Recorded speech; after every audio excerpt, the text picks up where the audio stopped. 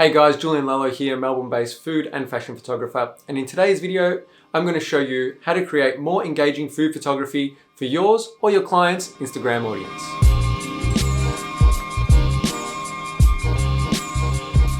So jumping straight into the first tip, and this is one that I've shared on a number of videos, but keep coming back to it because it's so simple but so important, and that is to create depth. By creating depth in an image, you're drawing the viewer's eye into that focal point or dish that you want to highlight. It's done so simply by placing some elements in the foreground and background of a frame to draw that viewer's eye in. Now these elements can be a dish, a drink, even salt and pepper shakers on the table. Another way to create that depth is by bringing a person into the frame and simply shooting over their shoulder. This not only draws the viewer's eye into the dish, but also provides the element of showing off the environment of a restaurant or cafe that you're shooting at.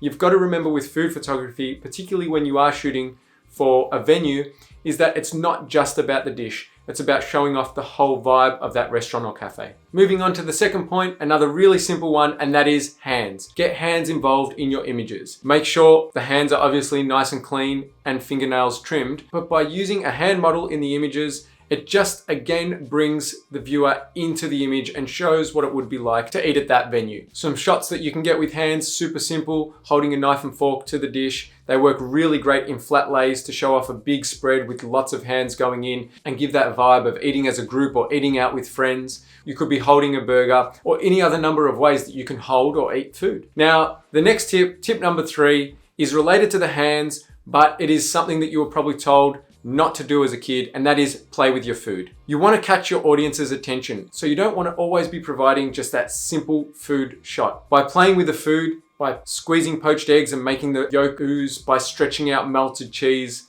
squeezing lemon on a dish, playing with your noodles, or even splashing some marshmallows into a hot chocolate, you're forcing the viewer to take an extra second to look at your work or image, hopefully drawing them in to what the content is actually about and where or what you're trying to entice them to eat. Now, the final tip does take a little bit more work, but is still really easy to execute, and that is to make a GIF. A GIF is just multiple images all stitched together to give movement. So you could create a GIF of somebody eating and all the food disappearing off a plate, stirring something, pouring something. Anything that involves movement, you can basically make a GIF out of. Now, a tip to making a GIF is shoot on a tripod multiple frames each step of this movement, and then you can put them all together afterwards, either in Photoshop, which I have a video of and will link in the description below, or there are now a number of websites that will stitch it all together for you.